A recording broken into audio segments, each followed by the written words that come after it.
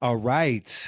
Welcome to another episode of the People's Podcast. We have a very special guest in the building today, Dr. Mike Dunn. Mike is an educator and social innovator. He is dedicated to helping individuals, communities, and institutions transform themselves to reach toward what they really want to be doing in the world. He is committed to equity, liberation, while leading with love and positivity. For the past decade, Mike has been helping young people, families, and communities with the college admission process. Dr. Mike Dunn, welcome to the People's Podcast, sir. Mr. Corey Broadnax. I so appreciate you. And, I've watched a bunch of clips from the People's Podcast on my LinkedIn feed and a little bit on Instagram here. And I feel privileged to be here with you to talk about this topic that we care so passionately about and just to be part of the broader conversation that is the People's Podcast, delivering our hot takes to the people. I appreciate it. I appreciate it. So, yeah, for a little more context on that, we both have worked in terms of post-secondary planning, helping high school students in terms of creating a plan for whatever they do after high school, and also um, on the college retention side. So students who are already in college, helping them be successful in terms of completing and then what they might do after that as well. So this is an area that we both have professional experience in and a lot of overlapping interest in. And from our conversations, I can tell that this is something that is near and dear to both of our hearts.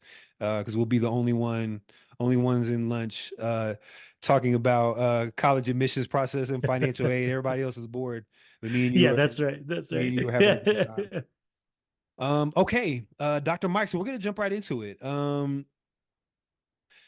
Lay out for me your thought process. What is your opinion on the pros and cons of attending college? Easy questions first, right? Pros and cons of attending college. That's it. I I think I think it goes back to what I say that I'm about, right? Which is helping individuals, communities, institutions transform themselves to reaching toward what they really want to be doing in their world. That's what's most important to me. And it just so happens that that work right now is happening in the juxtaposition of high school and college. Most of my work right now, I would say that that's true. And so because of that, I think there are a lot of pros to attending college. For example, most companies right now in the United States, if you would like a good paying living wage job, are going to require a bachelor's degree. So there's that major pro, right? I think to go hand in hand with that, even if a company does not require a bachelor's degree for a role, you're competing with a flood of other people for that same job who already have a bachelor's degree. So I talk about this a lot with students who are interested in becoming pilots. They know, and industry workforce data shows us that commercial airline pilots are at a low number and are needed in the workforce, right? But the path to pilot, to becoming a pilot through flight school and whatever have you, getting your hours is super expensive. It's very time consuming. And you're going to be competing with other people who have bachelor's degree at the end of that. So even if you just go to flight school and just become a pilot and don't have a bachelor's degree, you might have to compete against a bunch of other people who do have bachelor's degrees. So I think there's like that major one pro. I think in my point of view, college is about learning and personal growth, Mhm. reflection, and really like transforming yourself. I think a lot of people in the world are starting to see college as a pathway to a job. So they see it more as a job training institution than a learning and growing institution. And both of those things kind of like work together, but are not always the same, right? You can sometimes go into a college pipeline and become a, let's say, specific job right at the end and not maybe learn as much as if you were going in with a learning mindset over a job training mindset. Um, so I think that there's that kind of pro going on. And then in terms of cons, there's a lot of those, but I've talked for a minute. Corey, I would love to hear, what do you think some of the pros are about going to college? Yeah, so I think that um It is certainly a very viable pathway to create a sustainable and successful life for yourself if it's taken advantage of in the correct way. Um, I think I like a lot of what you said about. I like the differentiation you made between going there to get a job versus going there for learning and personal development, because I think Mhm. that a lot of times students will go into it, high school students will go into it thinking about the job piece. Yeah, that's right. Like I need to focus on getting this degree in this certain area so I can get a job in this certain area. And that's a part of it, absolutely, that's a part of it, Mhm. absolutely, but the other piece is so big. The other piece, the personal development piece and professional development piece, is so big and is so often overlooked, I think, because Mhm. that just as much as the degree, well, maybe not well, it could be, but it's just as important almost to your lifelong success as the degree is, because you're right. uh, a lot of jobs will straight off the bat require some kind of college degree, bachelor's degree, Mhm. and like it or not, uh, whether we agree with it or not, whether we subscribe to that or not, a bachelor's degree is seen as a status symbol or a prestigious accomplishment in society, just like a master's degree is. And you go up even higher, like you got the doctorate degree. Like Mhm. those degrees are seen as accomplishments, which will lend to your credibility. It shows that you can complete tasks with a certain level of responsibility and a certain Mhm. level of fidelity when it comes to deadlines and quality. And it shows you have a specialized knowledge in a certain area. Um, and all that's important to employers because they want to know that when they bring you on as an employee that you're going to be able to do those things. Yep. And so that I agree with that that's important. And then again, like you were saying with the networking piece, or with the personal development piece, networking is huge in college. For sure. All these people that you're going to be around are future professionals. Most likely they're future professionals, they're future business owners, they're future members of government and business and every aspect of society. These are the people that are going to go into those fields, so the networking piece is huge. Access to resources and information. College campuses are hub is not even a strong enough word to describe what kind of access to information and resources exist on a Mhm. college campus, in terms of people and in terms of just books, computers, technology, wisdom from professors that have been teaching history for 30 years, and Yeah, that's right. they've read every single book that you could even think, that kind of thing.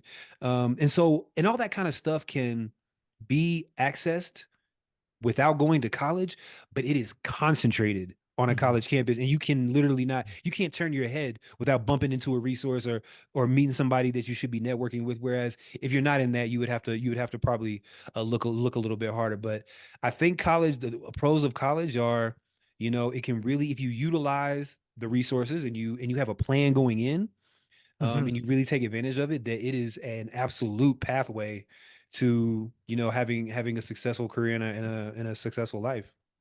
So hear me out. I've got this metaphor that I'm thinking of, and I've thought about for a while. When you go to complete a doctorate, there's a lot of thought there because you're investing all this time, all this money, et cetera, into like, is this a real? And it's like a very optional pathway. You do not have to get a doctorate, right? So as I was going through my process, I was like, do I want to do this or not? And one of the things that came up for me was what's my end goal? Do I want to be in school leadership? Whatever it is that I might want to do? And I've thought about a doctorate in this way for a little bit, but I think about it more and more when I think about bachelor's degrees as a type of amplifier for your pathway in life, right? So for example, I want to become a certain thing, I want to get this certain job, I want to know these certain things, and I can do that without going to college. I can do that by really going to the library every night. I can do it by taking all the online courses from Masterclass or Coursera class or whatever. I can do that in other ways, but the length of time that it's going to take me to do that and the potential payoff at the end because of the people that I'm not meeting or the experiences I'm not having is just not as great as if I go to college. And so I see college as this kind of amplification of this one spot in your life that is going to really catapult you to a new spot in life that is um, all of the resources in your college experience, including those people you meet, the things that you're doing, et cetera, are allowing that catapult to launch you even further along your life trajectory. And you could do it without a college experience. I want to say that. And for folks listening out there, you don't have to go to college, right? But it helps get you to a place where you might want to be, whether that's in terms of your own personal growth, in terms of your learning, in terms of your job prospects, a little bit quicker than if you were to just be on that grind every day on your own at the library doing whatever. What do you think about my metaphor here? Yeah, no, I think that's spot on. I think it's like, if you are, I don't know, if you're trying to build a car, Hmm. right, for the first time and you've never done it, Hmm. you're gonna take the long way. Yes. Your learning is gonna be long, your mistakes are gonna be many, and it's gonna take you a while to get to this point where you build a functioning car. Hmm. Whereas if you go to a school to be a mechanic or school for engineering and auto engineering or something like that, they have taught thousands, if not tens of thousands of people just like you how to build this car. So the That's the right. the the thing is going to be A to B. It's going to be like, listen, these are the key aspects you need to know, and then whatever you want to do on the outside of that, feel free. Like get Yep. extra knowledge over here, get extra knowledge over there. But we are going to teach you because we've done it 1,000 times. We are going to teach you point A to B, the best practices and the pro tips for how to build this car. So you're going to do it quicker, you're going to do it more efficiently, you're going to do it more effectively, you're going to be ready to go earlier, all those type of things. So I definitely agree that that's spot on. Yeah, yeah, cool. I'm glad I'm on the right path with my metaphor. I use that often, and it's good to hear someone else echo that. So your second part of your question was about the cons of college, and I think this is an interesting point because college seems to be right now in the American like dialogue a really painful topic for people to talk about. I've even described this whole movement that I think has been coined in the Atlantic and New York Times. So other media outlets have called it the anti-college movement, where it's not only are young people and families saying, "Nah, I'm good with the college experience." They're like, "Actually, it's bad for everybody." Like Mm. there's no pros to going to college. And you hear this oftentimes in communities where um young people might be seeing their families like doing a job that they really want to do. They're like, that's it. That I can see my future. I feel comfortable with that. I don't need college. And now that movement has turned into this like down on college. Everybody who goes to college is bad. Everything about college is bad. And I think it's further amplified by by just astronomical amounts of college debt. Okay, wait. Before Um, before we go there, I have a follow up question for you yeah, because yeah, yeah, yeah. in our generation, it was the complete opposite. It was you Yes. you went to school knowing that after high school, college was the thing. Yeah, You were yeah, you were yeah, yeah. told that all the way through. Did you hear that when you were in elementary school?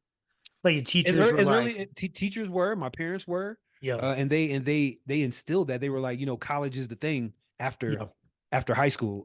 that's right." So what do you think? And you might be about to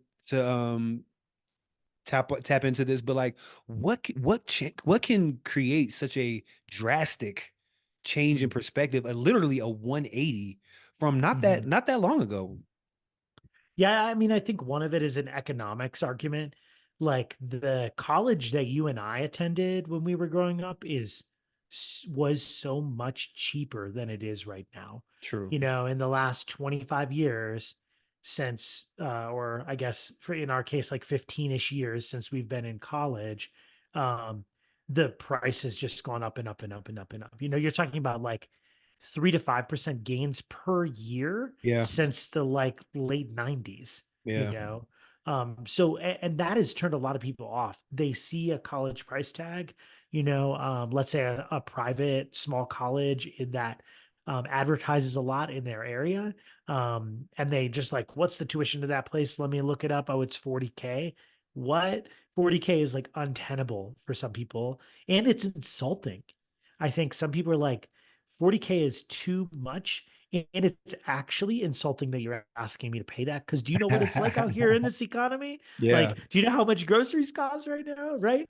Um, so there's that. And then I think that there's this other like so the economic argument, then there's the political argument. The political argument is really I think centered on like this idea that there's coastal elites who are highly educated, who like don't care about people from, rural Appalachia, or like, the small town Iowa or what have you. And those people, like, they've got their college degrees and they're living in New York City and they're living in Seattle and they're living in San Francisco. And it builds an animosity there, because those folks get a lot of attention according to this narrative. And folks like me from Helena, Montana, or Cleveland, Ohio, or Birmingham, or wherever, are just not given that kind of attention. And those people rightfully feel overlooked. The opioid epidemic has ravaged small towns and medium-sized cities across the country. The COVID pandemic hit those areas particularly hard.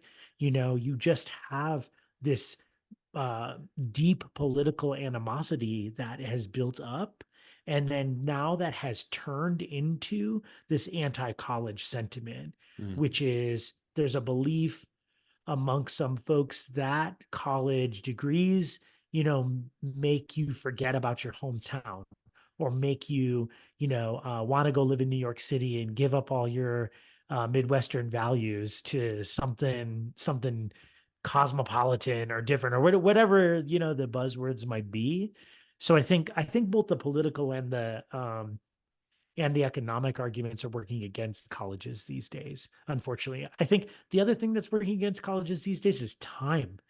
You know, um, Most people finish up their degree, from their bachelor's degree, in like 4.5 to 5.5 years. It's average amount of time it takes.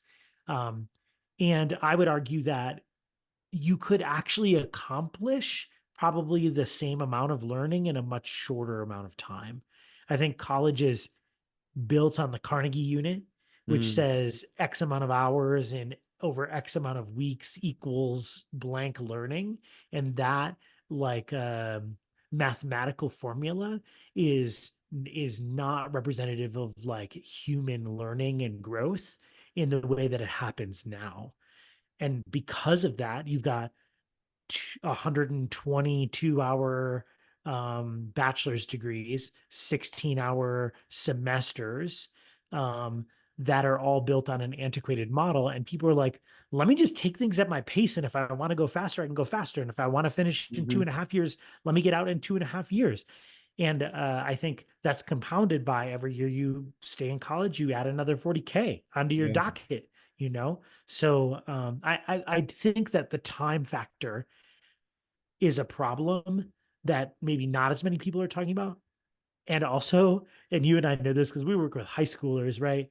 So high schoolers want that instant gratification. Like, let me record my Yes. TikTok right now and Yes. get it uploaded, because in 20 minutes I can get 100 likes. So 4 years is wild to high schoolers. They're like, no way I can ever even think about 4 years. Give me right now or give me out.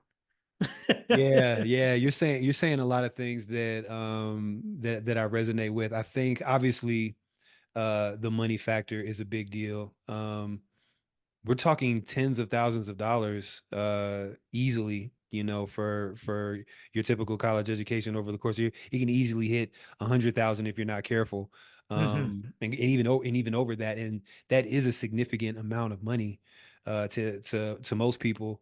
And I think also um I do think the time factor plays into it. And I think mhm, another part of that is kind of like you were saying with the instant gratification, like high school students are seeing more and more people. They're seeing two things. They're seeing more and more people who didn't go to college mhm. end up being successful in some avenue of life that didn't require. They're like, this person didn't go to college. And look how they're living. Yeah, On that's the right. and the flip side, what they're also seeing is people who did go to college, get the 4-year degree, come back and not be in the position that they think they should be in. Like, yo, this person went to college for 4 years, but they're standing right, they're working the same job that this dude is working, and he didn't even go to, that, like, that type of scenario. Not really seeing the short-term sacrifice for long-term gain piece. Mhm. Um, but yeah, I can definitely see all that factoring in. So I think of what an important part of what I want to accomplish with this episode is, all these things are valid to a certain degree, and it really does depend on what's going on in your life and the things that you like, your like the resources and things you have available to you, whether college is the right step Yep. for you. I do not think that college is the right next step for every single high school student that exists in the United States. Some Yep. people think that, like, you can't go wrong going to college. And I'm like, well, actually, I think there might be a better pathway for some folks, Yep. Yep. depending on their situation. So I want to talk a little bit about one of those key important aspect, which is the finances, which is financial aid. Um, so, I mean, just from your perspective, just talk a little bit about some of the what you would maybe say information, or the information or the misinformation that deals with college finances. Yeah. I would say these days, one of my primary ways of guiding students and families and support teams is by saying, you got to tell me as clear as day how much you think that you can pay on a yearly, and then we'll break it down by monthly basis for your kid to go to college. And I want, like, you tell me it's 500 bucks, we can work with that. You tell me it's $1,000, we can work with that. You tell me it's $5,000, we can work with that.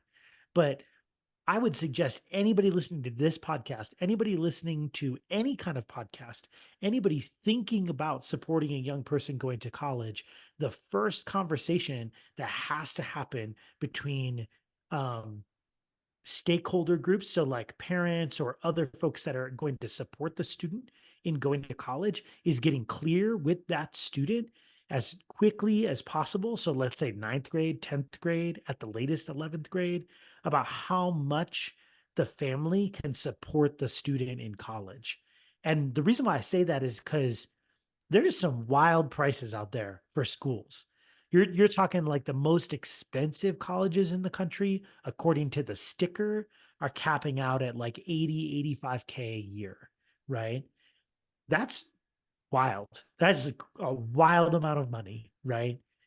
Then you've got, at the other end, you've got community colleges, or local state universities, like in New York that we've talked about, which, to quote you, Corey, is a cheat code because those colleges are so inexpensive, you know, and so it really helps you narrow down your search quickly and responsibly by saying to a young person, look, we have 500 bucks a year as a or sorry, 500 bucks a month as a family that we can help you out with in college. That's it. The rest of the money is going to have to come from somewhere else. And we don't suggest you take out, $6,000 worth of loans a year. Right. So in terms of financing, I would get clear on that number value as soon as possible. And what I don't recommend is saying to a young person, like, we got you. If it's going to cost 40K, we'll like do all the things. We'll take up a collection in our church community. We'll like poll all the aunts, uncles, grandparents, whomever. We'll sell the car. We'll take out another mortgage on the house.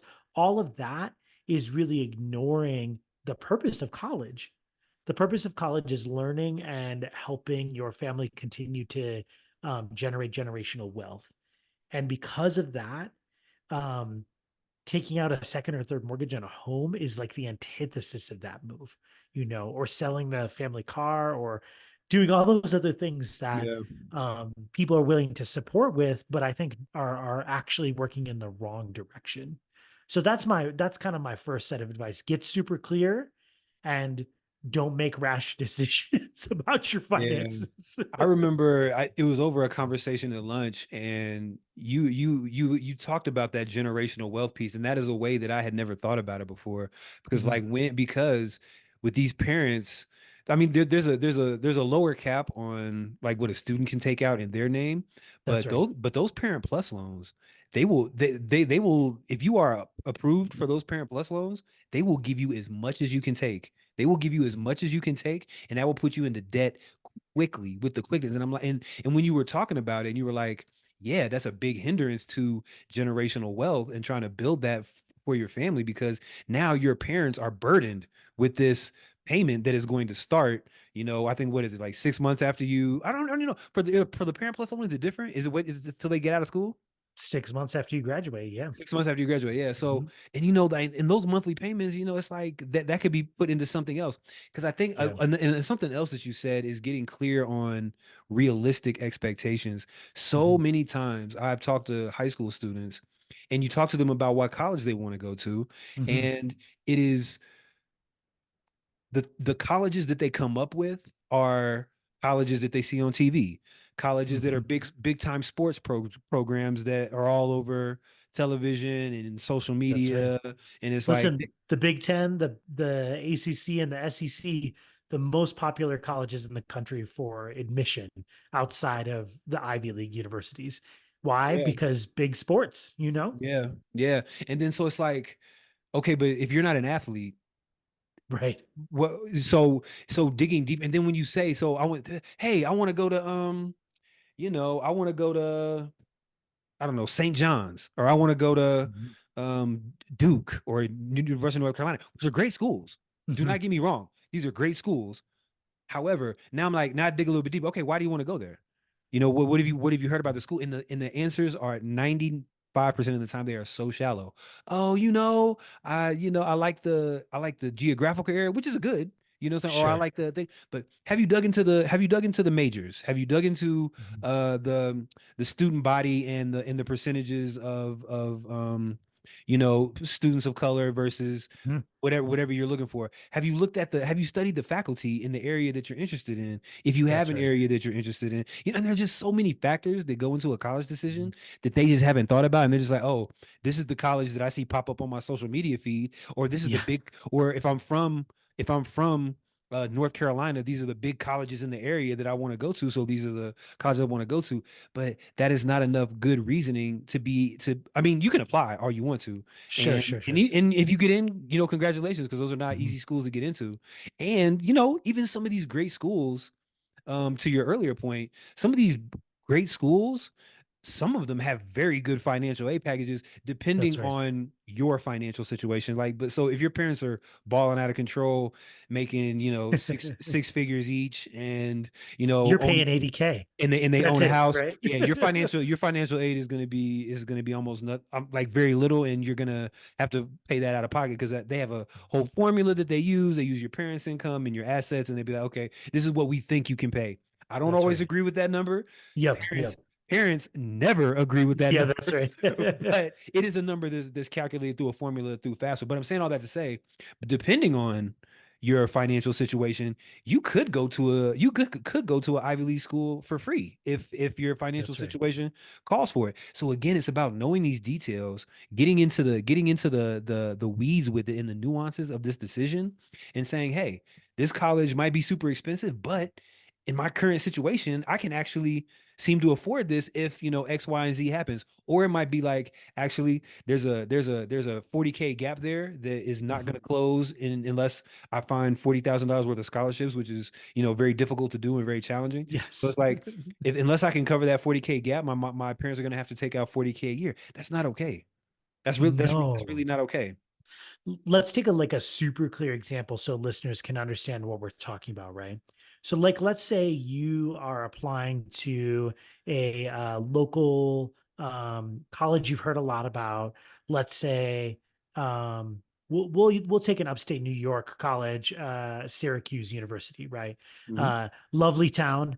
Thumbs down for all the listeners out there. Little snowy out there. That's what I hear. But Syracuse has a super high tuition rate, And if you apply, they don't offer really great non-loan financial aid packages. They're in the process, I think, of trying to address that disparity at that university. But for now, we're just going to use them as an example. And sorry for all the Syracuse folks out there. But let's say you apply to Syracuse and you're like, cool, it's going to be 75K per year, according to the sticker that I read on the website.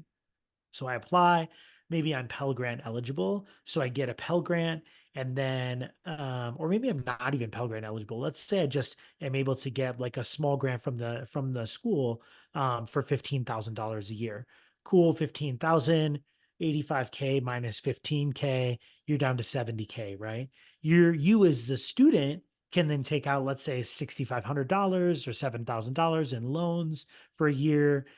So that brings your 70K down to about 63,000 dollars a year, right? Mhm. And then the school's like, well, your parents, we assess them and they can pay, we think, 10,000 a year. So we got 63 down to 53. Mhm. Okay, cool. Now they're like, well, let me give you this Parent Plus loan at 53K to Mm. cover the rest of the difference, right? Mm. Mm. And this is what I'm talking about and what you mentioned in terms of generational wealth is that that's 1 year worth of expenditures.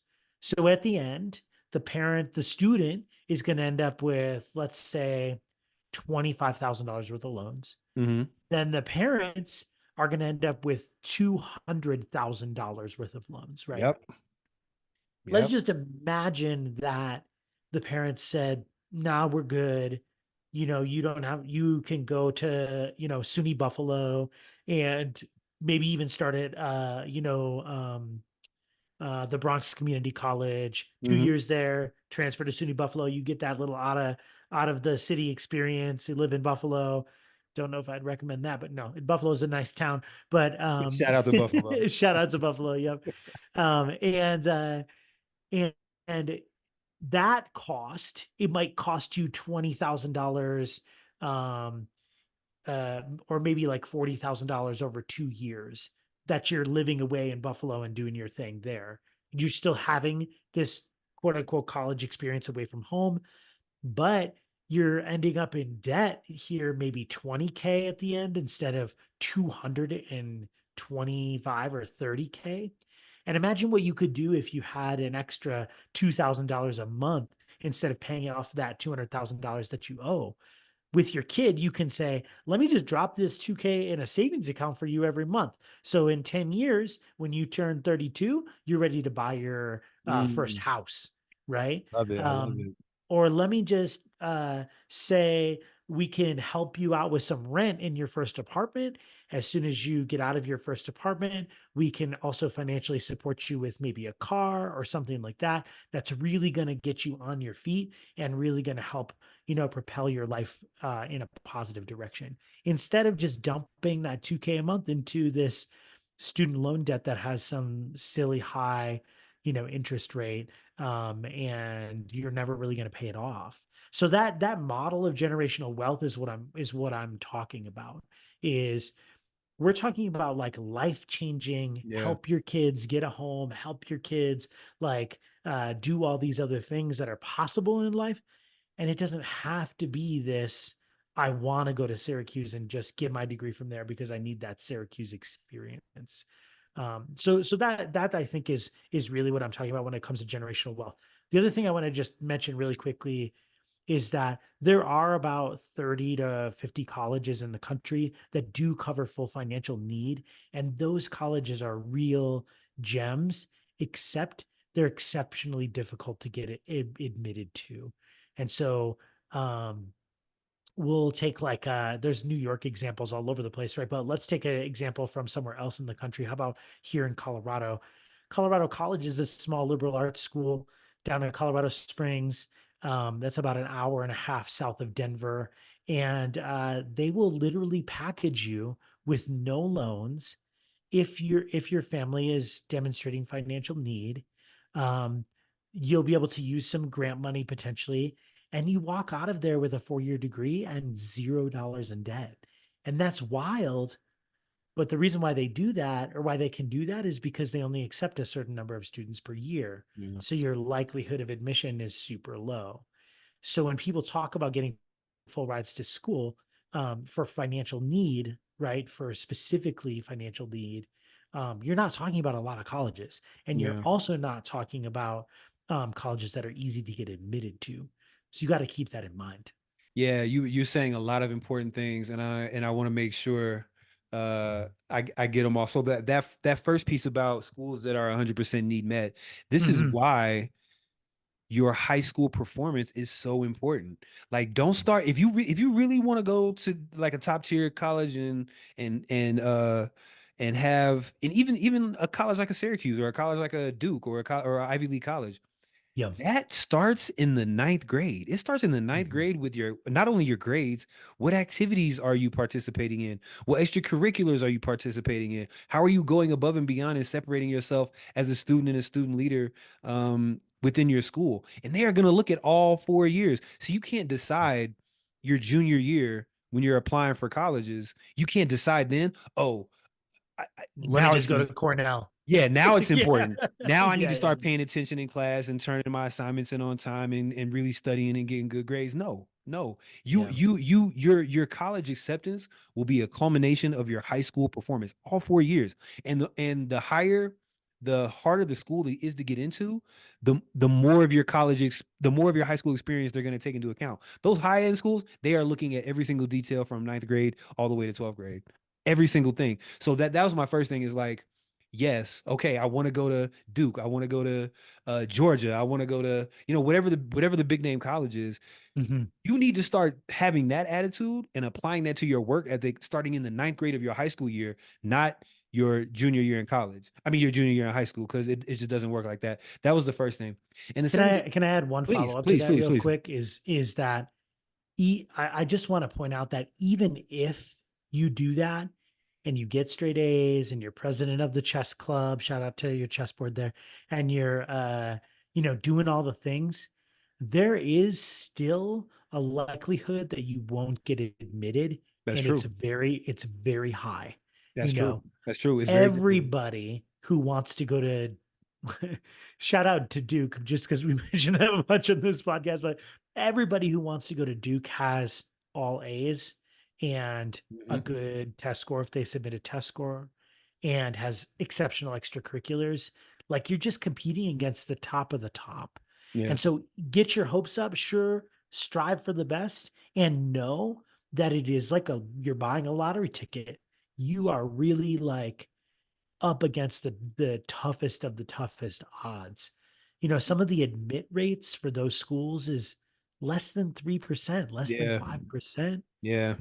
That's Unless like you're buying a lotto ticket, you It know? is, and unless your legacy, meaning somebody in your immediate family, like your mother or your father, went to the school, your chances are it's very difficult. It's very, very difficult. Yeah, and there's an increasing number of colleges who are doing away with legacy admissions right now as we speak. So Mm, even that leg up is not much of a leg up anymore, mm, right? mm. So you have to plan accordingly. To your point, strive for the best, do your best in ninth grade forward. The things you do matter in high school, and just know that if you're trying to go to Brown or you're trying to go to UCLA or you're trying to go to Berkeley or whatever, it's still really hard.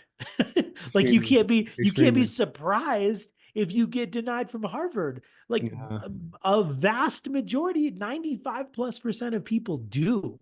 So yeah, work hard, and then also, it's okay if you don't go to one of those schools. it Like is. there's 3,000 other schools in the country. It's fine. Absolutely. I want to go back to something else you said because I really, having been in this work for so long, I really love your framing of it as the generational wealth piece. I feel like that's such an effective talking point for families these days, or it could Mhm. be because you're explaining it in a way and you're putting it into a context that they probably have never heard before. Because again, I've been doing this work for a long time, and I had never really heard it explained like that when you started breaking down the factors that can start affecting the generational wealth piece. So I just want to tell you just how much I love that. The other thing about, and I meant to say this earlier about the college, in terms of the college cost of attendance, Mhm. is not being you really if you're not 100% sure what you're looking at when they send you your financial aid award letter, Oh, it yeah, is which is so very important. confusing. It is Very so confusing. important that you get some assistance with that. If you have a counselor at your school, a college counselor at your school that knows what they're doing, them, somebody like Mike who does independent college counseling, you have to get somebody that knows what they're doing, because here's what I see a lot also is that okay, um, a school will send a student a financial aid package, and it'll have grants, it'll have scholarships on it, and you know that's good money, and it'll add up to 50K. And then Mhm. they'll come to me and they'll be like, oh, look at this. And I try to temper, you Mhm. know, the my response, but they'll be like, Yeah. look, look, Mr. Corey, I got 50, they giving me $50,000. And that is great. Don't get me wrong. Mhm. That is Mhm. great. But then I have to turn around and I have to ask you that question. Okay, but what is the yearly cost of attendance though? Yeah, what's left? Yeah, You know what I'm saying? yeah, So they're yeah. giving you 50K, right? Which is a big number, and that's a huge number, and that's a great number. But if it costs 80K to go to the school, Mhm. you're back at square one with Mhm. the 30K a year debt. So it's really about knowing those two numbers. How much does it cost? How much does the school cost? Room and board, tuition and fees, all that kind of stuff. And then how much are they giving you in terms of especially grants and scholarships, because Mhm. those are monies that as long as you keep certain academic standards, you don't have to pay back, even without the loans. So how much are they giving you in grants and scholarships? How much is the cost of attendance? And then what is the difference between those two numbers? Yeah, And yeah. that's a real key thing that I think I was missing. Then you said one other thing, 2-year schools.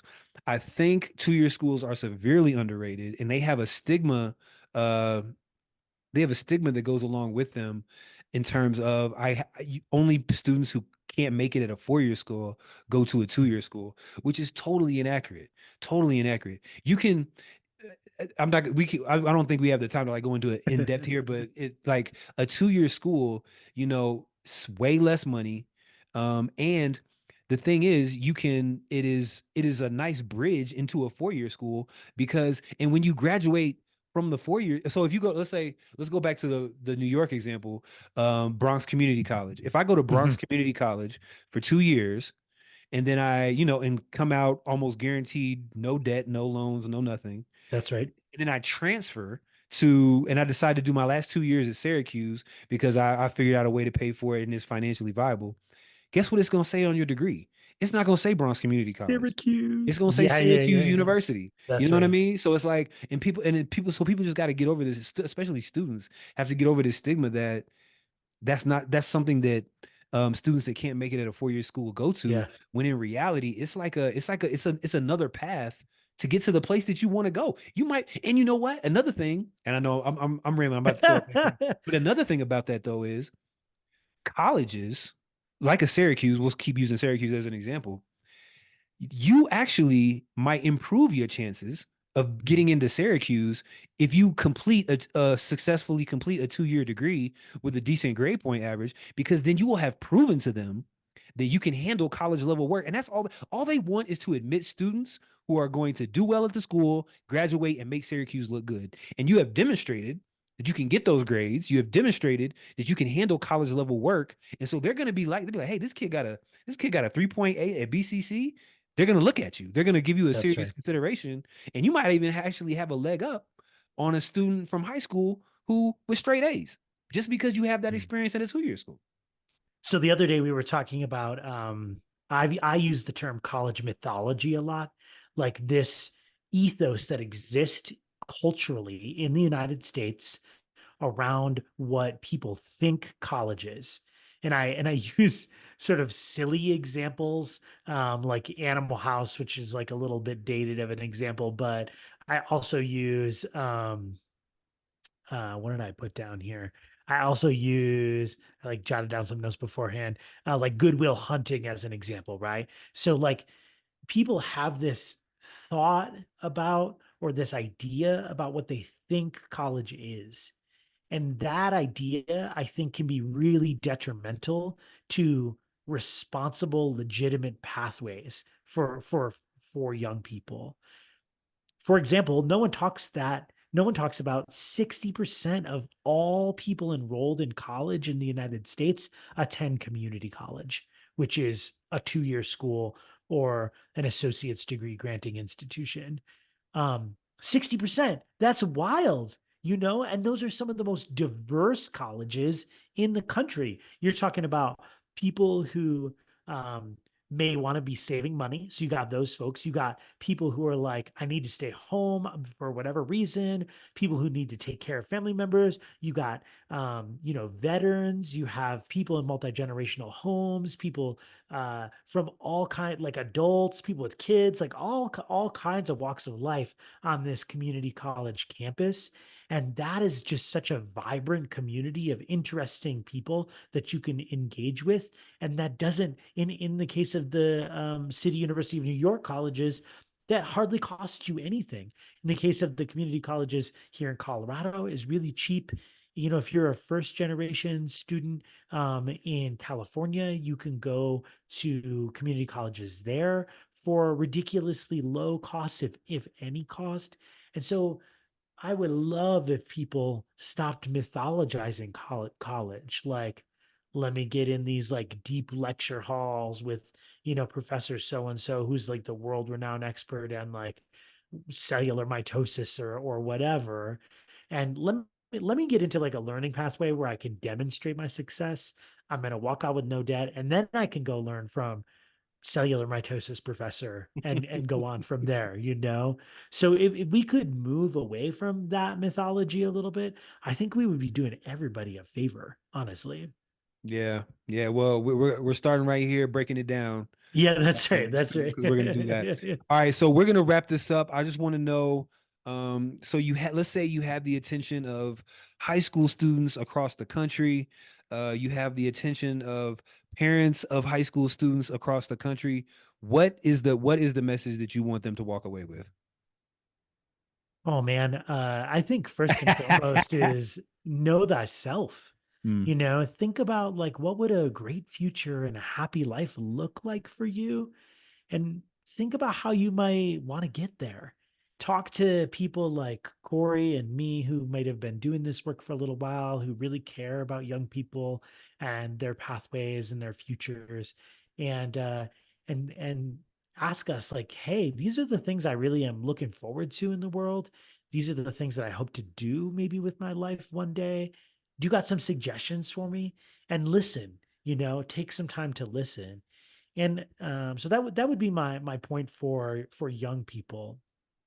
And if you don't know about what those things could be, you can take some time between high school and mm, college to yes. slow down. Get yourself a job at whatever place. My first job was at Dunkin' Donuts, so like go make some donuts for some people. Clarify your values Yeah. because I don't know that that's maybe where you want to be with for yourself long term is at that Dunkin' Donuts and or wherever it might be.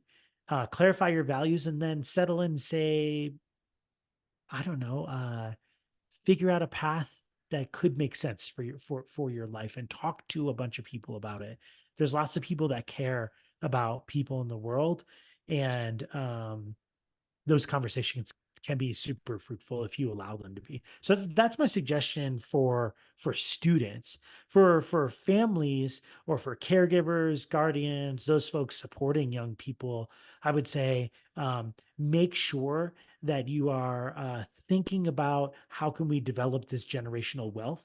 And I wanted to mention this earlier, but it wasn't quite a chance. But I think that there's more to talk about with this generational wealth idea. Absolutely. Um, like I don't think about generational wealth only as like monetary wealth. You can think about it as knowledge wealth. You can think about it as like, what if I were to go to a Hispanic serving institution or a HBCU, and what kind of wealth am I going to gain in terms of connecting with people that look like me or that have similar values to me or what have you? So there's like a whole bunch of other ways to consider what generational wealth can look like. But at the end of the day, we live in a world of capitalism, right? And we don't quite have collective economics down yet, but I know Corey's working on it with us here on this podcast and elsewhere. And until that kind of shifts, we have to be mindful about our financial futures. And so, because of that, I would say for families, caregivers, and whomever else, act responsibly, have open and honest conversations, and don't be afraid to have those conversations. It's okay to say to a young person, "Hey, we only got 250 bucks a month to support you in your pathway." The young person can be like, "Oh man, that really stinks, but thank you. Thank you for being honest, and thank you for allowing me to move forward in a responsible manner." So those are my big takeaways. Um, what you got, Corey? What's your takeaways from this No, conversation? very, very, very similar. I think that the conversation leading up to the decision and the commitment of what you decide to do is the most crucial. Mhm. Because once you're not locked in forever, but once you make that commitment, and you start getting rolling and you put down payments and stuff like that, like Mhm. you're in the game now. And so I think that and not to say you can't change your position Yeah, after a year or so, but these decisions have heavy ramifications. They have heavy ramifications. Real money is on the line. You're talking that's right. about tens of thousands of dollars, can easily get up into the hundreds of thousands of dollars if you're not careful. This is real money. This is real stuff going on. And so I'm taking that, bringing that back to the conversation and the information gathering and the transparency that happens leading up to making the decision is Mhm. critical. And if all the information is laid out and everybody's clear on what everything means, Mhm. like we're clear on the numbers, we're clear on the yearly payments, the semester payments, the monthly payments, we're clear on the interest rates, we're clear on all this, and then Yeah, you make a decision based on that. At least you have the information. At that's least you right. have the information and you're conscious about it, like, hey, you know what? Because I know parents that are like, you know what? Yeah, I understand that I'm taking out 40K a year to cover this. Guess what? I'm taking out 40K a year to cover this. And you break it down for them and they're like, "Yeah, I'm still going to do it. I'm Yeah, just yeah, it's yeah, yeah. I'm just going to do that for my child." And you have to let them have that agency and make that decision whether I Yeah, would that's agree right. with it or not. It's not my decision. You know what I'm saying? But my decision my purpose is give you the information so that you're making an informed decision. Nothing is sneaking up on you. And you're like, "Okay, between the student, between the families, we are clear that this is what's happening and this is what we want to do." The other piece that I think is critical, and I like what you said that about, because a lot of times the high school students feel so rushed, the seniors, they feel so rushed. Like, I Yeah, have to, and again, maybe it's social pressure, maybe it's family pressure, but they feel like they have to go to college right after, like you graduate in June and you're back in college in and September. You yeah, know what I'm that's saying? right. Yeah, yeah, yeah, yeah. I mean, now that I'm even thinking about, I mean, that's what I did, but now that I'm thinking about it, like that even just sounds crazy. But Mhm.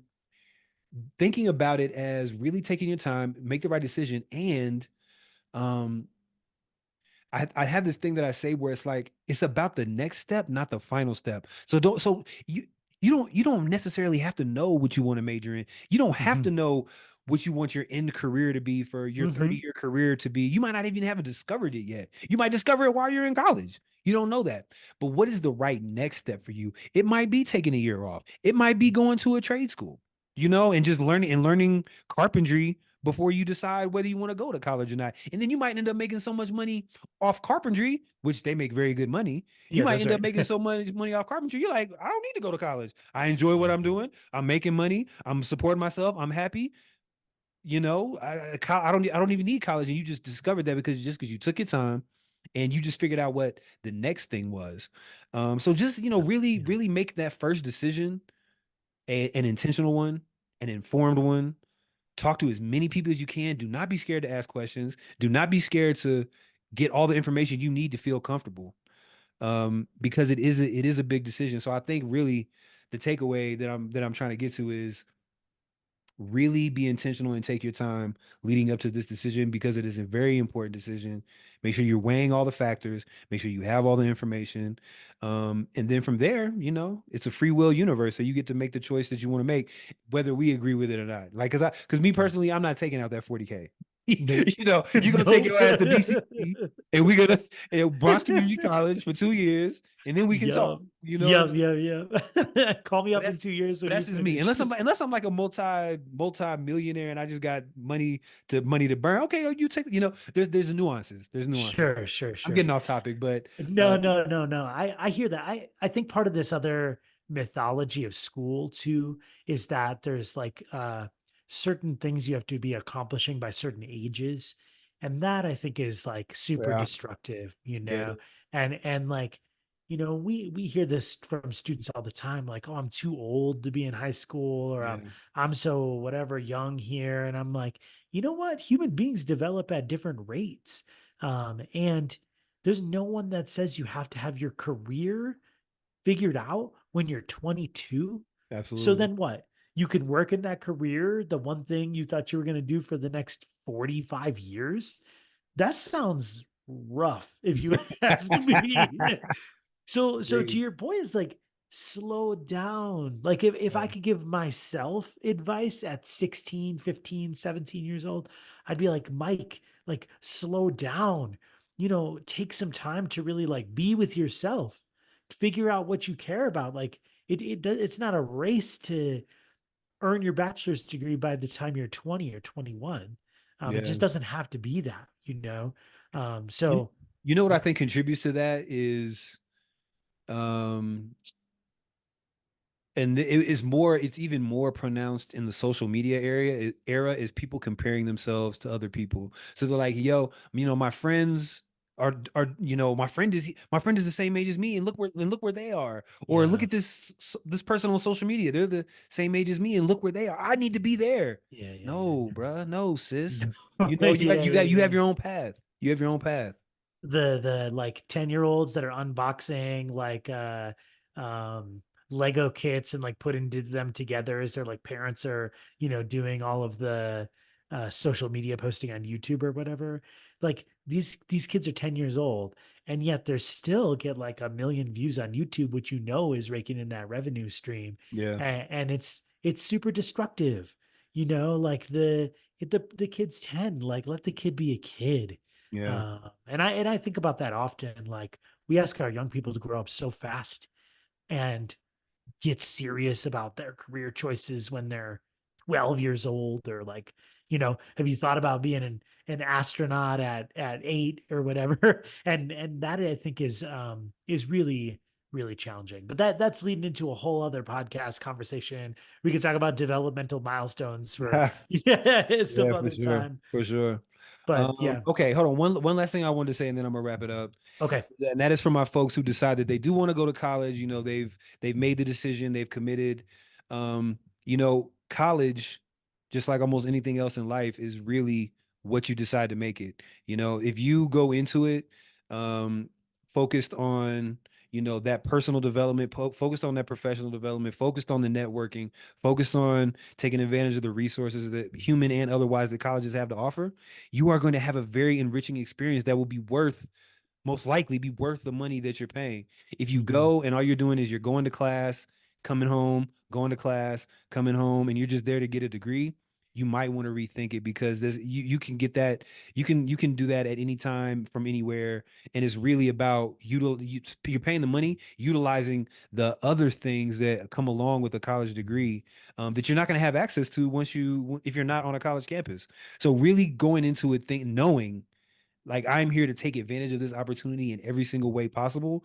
It is not just going through the motions, go to class, go to the cafeteria, go to the Mhm. gym, go Mhm. home, party, drink, party, whatever. You're wasting your time and your money. So Yep. um Yeah. Yeah. And there's a great book out there by Frank Bruni that also says where you go is not who you'll be. So it also doesn't really much matter where you go. There's lots of great resources out there. But Warren Buffett went to the University of Nebraska. It's not like he was knocking the door down at Bowdoin College or Middlebury, some small liberal arts, obscure liberal arts school in the middle of the Northeast. He went to a big state school, and it doesn't have to be all the hype. You don't have to wear the Duke Blue Devils. Sorry, Duke. Shout out Duke. Wear the Shout Duke. out to Duke. Shout out to Duke. You don't have to wear the Duke Blue Devils gear or the Syracuse Orangemen gear and really get so hyped about it when it might be a UMass branch that you Right. go to, or Right. Penn State Altoona or something like that, So you can make really great choices, come out with a really great opportunity to learn, and so much more, so much more. Yeah, actually, we are gonna put some salt on Duke's name because in the how long was it? Maybe like 5 years. I was doing college post secondary work with high school students. Yeah, They yeah. did not accept one of my Oh students. my Not a goodness. single Oh one. my Duke, you telling me none of them were worth it? Duke, what are you doing? What are you doing? Come on, We could throw shade on a bunch of colleges if we bunch fall of down that them, path. So a we're bunch not of even gonna them. go there. Harvard, I'm looking at you. Yeah, that's right. That's right. Took none of my Oh kids. no. Okay. All right. So I mean, hopefully this is the first of many podcast episodes we do. Brother Mike, man, you have a wealth of knowledge on a number of topics. Just one of the greatest resources we have here at the school, and just your wealth of knowledge on a bunch of on just the variety of things that you know and you're knowledgeable about. It's always a pleasure to talk to you. And I think the people need to hear what you have to say. So, um, thank you for your Thank time, and really, really, really, I hope to see you again soon. Well, I mean, I know I'll see you in life, but I mean, I'll probably see you tomorrow. But Hopefully, yeah, that's right. on the pod. Hopefully the people will see this Yes, conversation again yes, soon. yes, Yeah, definitely. yeah. Corey, listen, thanks. It's been a supreme pleasure for being here on this podcast. I really appreciate your time. I really appreciate the purpose of your podcast to connect people with topics that are really critical to well-being. And if folks want to know more about my work with college admissions or other types of things, you can go over to my website. It's mdunn.co. Check it out over there. And if you want to listen to my podcast, check it out on wherever you get your podcasts. It's called Rethinking EDU. It's solid, got a cute little pink brain logo. You might find some gems up in that podcast collective too. Yeah, definitely. We'll make sure to put it in the video description. All those things that you just mentioned, and Cool. check this man out. Check this man out. He knows what he's talking about. Thanks, Corey. Take care. All right, Mike. See you later.